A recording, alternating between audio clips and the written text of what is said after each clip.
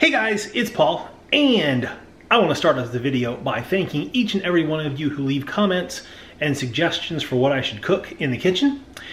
Today we are going to take one of the suggestions. I'm going to bake. Actually, a lot of you have asked that I bake something. So I'm going to bake a dessert today, something that's kind of simple, something that kids can get involved with, and one of my favorites, and actually one of the family's favorites. We're going to make a twist on chocolate chip cookies. We are going to make chocolate chip, pistachio, and sea salt cookies, and these are yummy. So let me show you what we have here. I'm going to try and remember to put this recipe in the comments so you don't have to keep going back and forth trying to catch all the measurements. So I have our base here. This is 1.5 cups of flour.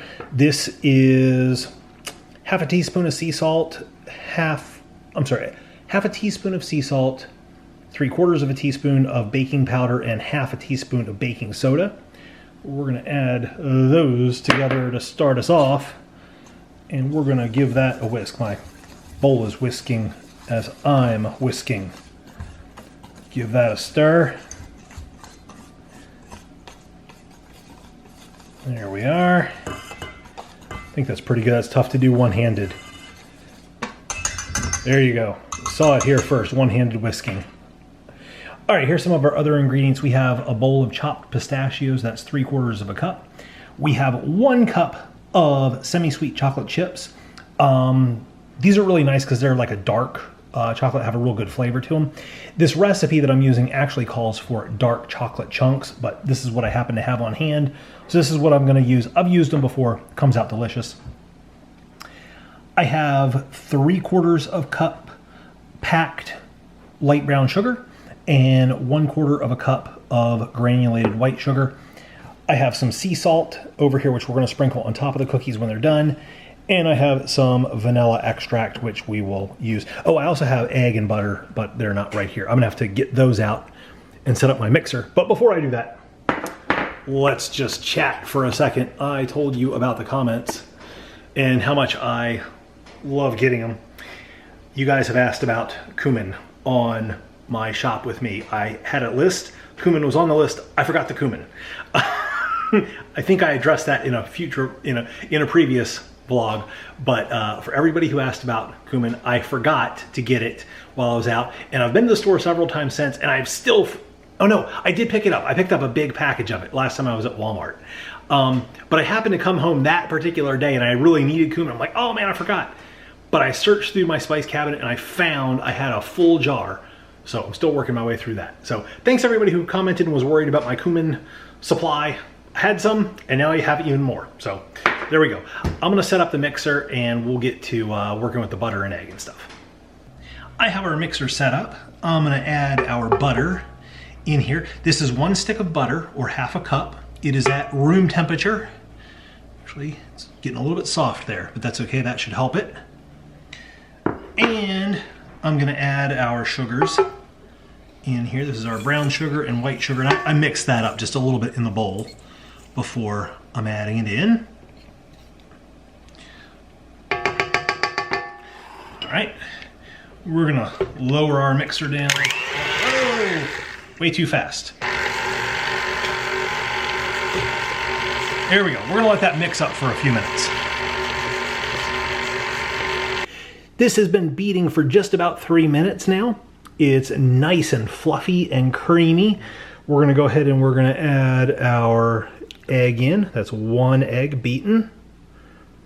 And we also need to add in 1 teaspoon of vanilla extract in there. Oh, that smells so good.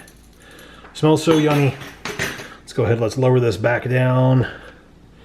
Turn it on. We'll let that go on low for about another 2 minutes until that gets nice and mixed up. That's been going for 2 minutes now. So we're now going to take our flour mixture and our dry ingredients, and we're going to add these in until they're just incorporated. So the trick to this is adding them in slowly. We now have our dry ingredients in there mixing around. We're going to let them just get mixed in together, and then we'll add our chocolate chips and our pistachios.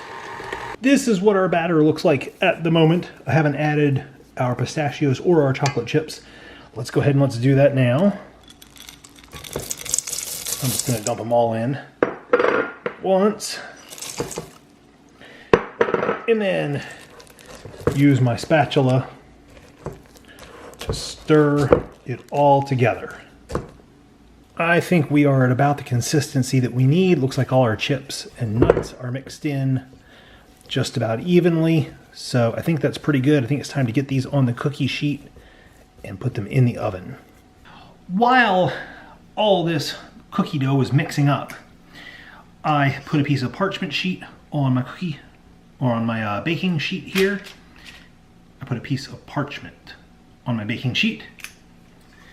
So hopefully that will help these cook a little bit better and make cleanup a little bit nicer.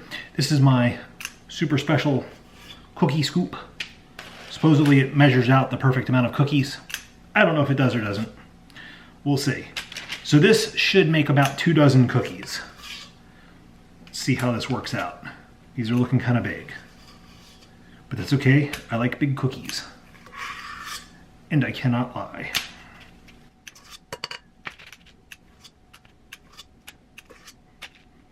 Right, my little cookie drops look so happy. That just looks cute. There. I have a little bit of sea salt in this bowl, which I am just gonna drop a pinch on top of each cookie. I don't know if pinch is the proper measurement term, but we're going with it because it sounds good. There we go. And that sea salt will lend a beautiful flavor to these. It'll really kind of bring out that chocolate. So let's put these in the oven for about 12 minutes at 350 and see what comes out. So I just pulled these out of the oven and I'm really hoping they sink down. They're kind of puffy. They look more like biscuits or muffin tops than cookies at the moment. They smell really good, and I didn't want to overcook them because the edges are starting to get, you know, lightly brown, and that's exactly what I want. But man, these are puffy. I wonder if I mismeasured my baking powder and baking soda. I don't know. I'm gonna give these a couple minutes to cool off, and then I'll try one. All right, Shannon is going to be my cookie taster. I cheated. I already tasted it. I've already had some. Okay, Shannon is going to be my cookie taster. Taste the cookie. You said it was hard to eat on camera. Now you're making me eat on camera. Eat on camera, Shannon. There you go. Good job. Hey, she looks beautiful eating on camera, doesn't she? These are very good.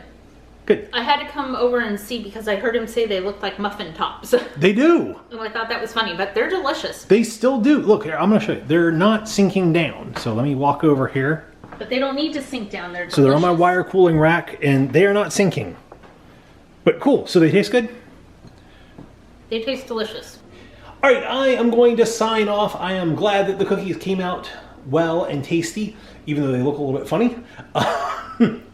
So anyway, I think that you could substitute any kind of nut that you liked if you don't like pistachios. Probably walnuts or almonds would work and come out really well.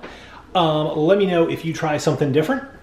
Thank you, Shannon just grabbed the camera, so that works. So anyway, I hope you guys enjoyed this. This is probably gonna be the only thing that I bake for a little while, unless you request something specific, except for lasagna. I have that coming up, I promise. We are gonna bake a lasagna. I promise we'll do that pretty soon. So anyway, hope you enjoyed this video. Leave it a thumbs up if you did. Keep those comments coming in. Like I said, can't do it without you. And keep the suggestions for what you would like me to try cooking coming in also. So I will see you guys later, and that's it.